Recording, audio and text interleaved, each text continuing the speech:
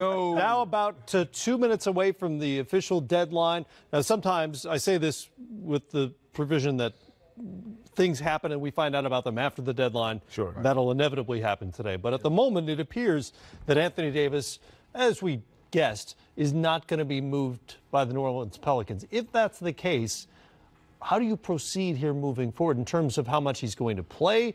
Should he be around the team? What do you say? Does he address the team? Does Alvin Gentry address the team? What are they telling the media? What's their policy moving forward? There's so many questions. Well, I think definitely Dell Demps has to address the team and address the media, saying that we're going to not trade Anthony Davis and wait. Sekou, as an ex-player, I have mixed feelings because most of us have left school early to play a game we so dearly love. Now, I understand Anthony Davis is trying to take control of his career. But if you're healthy, I think you got to play. As a player, I know you're saying, oh, you don't want to get hurt, you don't want to do this. Well, you've been through so much in your career, you've been banged up enough. I'm saying to myself, I think you should play to prove to that team that you may go to over the summer that you can stay healthy and you still can be that guy we know you can be. So I'm stuck on the fence of, yes, maybe I shouldn't. I don't want to be in New Orleans. But come on, they're still paying you handsomely to play a game you love so much.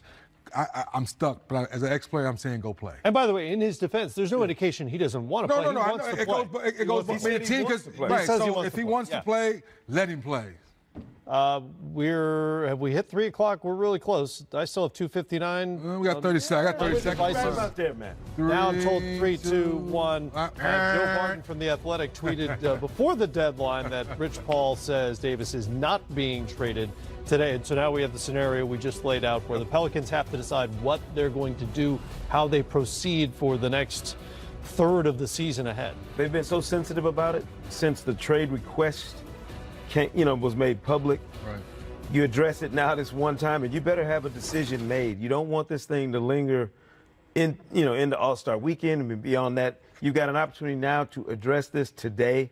Put it in the past. If you're the Pelicans, say he's either playing or not.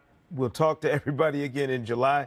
Anthony Davis and his representatives have made his stance clear. Right. He does not plan on signing that Supermax. So his time in New Orleans, whether it's the next, 30 games, 29, 30 games? 27. 27. That's 27.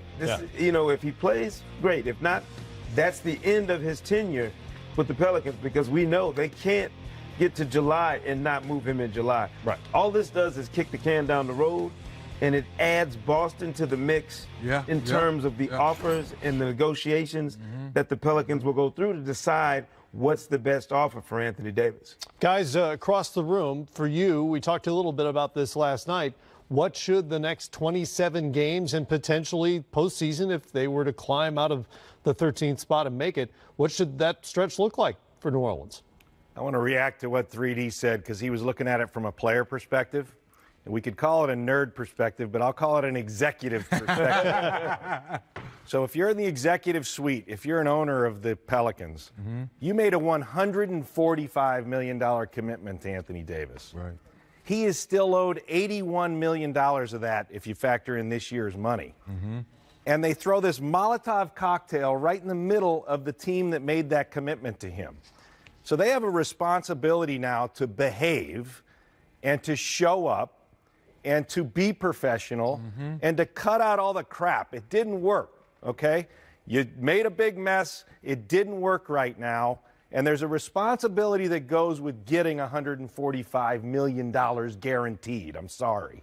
Well, and I think their intention has been all along, and they've said their intention is to play. I think they're well aware of the commitment that they've made and that they do owe that to the city, frankly, and to his teammates. I think Anthony knows that. Where this becomes really interesting is from a Pelicans perspective now. If you're Dell Demps, there's going to be a cadre of people in nerd caves just like this that are going to say you absolutely don't play Anthony Davis, whether he wants to play or not. That's really going to become problematic because keeping him healthy is meaningful. If we're talking about what that deal would look like moving forward, everybody focuses on Boston, which is fine. There are several teams that are making a playoff run right now that might put names into the hopper we're not even thinking about. So this is a risk-reward thing for Dell Demps and the Pelicans where they have to decide what does it look like for us if he gets injured and we're not able to capitalize on that market, it's a very delicate position to be in. Yeah, I'm not surprised there wasn't a deal here, because what they want back is multiple young assets, right? And if you're going to get multiple young assets, the time to do that is in the summer, as you well know, because the draft picks are now defined. You know who has what picks, and your personnel folks can also tell you who the heck you can get at those picks. So it's easier to sell it internally and to the public when you can get multiple youngs, and with the way so many other players will be in motion, it's much more likely to occur in the summer. Wouldn't you agree? Oh, for sure. And to comment on something Sekou said earlier about the Boston young assets not being clearly better than the Laker young assets, I think there's a situation, Sekou, where you look at it, it's not just how much do you love Jason Tatum. It's how much do you love Jason Tatum in aggregation with, let's say, Marcus Smart, who you could pair with Drew Holiday moving forward. Maybe you like that better than multiple young players, because maybe they look at their nucleus in New Orleans and say, if you give us something like that, we're still highly competitive in the here and now. And in the meantime, 27 games to go, as we said. This is not an unprecedented situation. There have been plenty of lame duck potential free agents or guys whose situation made it clear that they weren't long for their organizations. There are ways to deal with this, good and bad. Yeah, I was going to say, the only problem is, think about some of the situations that have been like this, where you didn't move the guy. You know, Paul George got moved. Kawhi Leonard got moved. Kyrie got moved. These guys all got moved when it was clear they didn't want to be where they were. Right. One of those places where you didn't have the time or the energy to get it done was Orlando. When Dwight Howard made it clear that he didn't want to be there anymore, right. They're still digging out from that. This is a potential catastrophic situation for the team that loses a player of Anthony Davis's caliber. You know, how do you replace what he brings? And clearly the Pelicans are not a playoff team even. They're not a team that has elevated to another level with Anthony Davis, but the potential for it has always been there with him in place. Now, what is your building block if you're the Pelicans? What are you selling in terms of a vision of how you rebound from this, other than the hope of these young assets you're going to get from someone else? The other part about that is Niko Mirotic is gone. Right. Drew Holiday remains. What are you asking him to do the remainder of this season now if Anthony Davis doesn't play? Right. All of these different things, the pressures you're putting on different players, the coach, Alvin Gentry, and his staff, how they manage this. And Griff and Tom both bring up something very interesting from that front office perspective.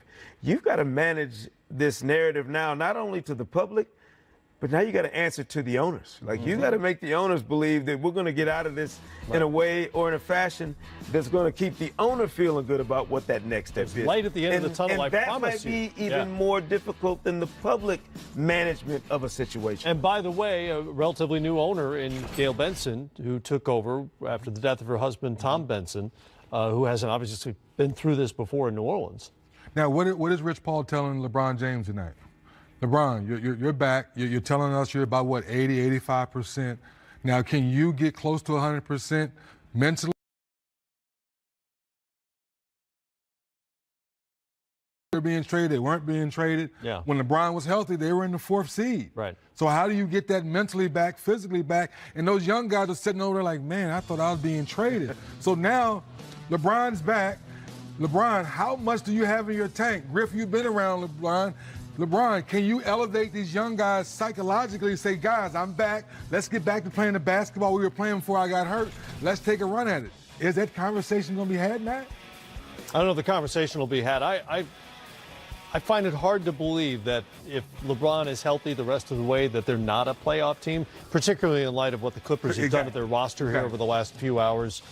Clippers holding the 8th spot at the moment. The Lakers are just 2.5 games back, 54 games into their season, so another 28 games to go for them. I wonder if it's worth it, and I would love to hear what everybody else thinks about this. Is it worth it to be a sacrificial lamb in that 8th spot if you're the Lakers for the Warriors? Right. What that does. Is it that important for those young guys to get that playoff experience? I would say yes. Yeah. I would say yes. In the absence of a deal done, you get them the experience they need, and you let them at least taste some of that playoff action.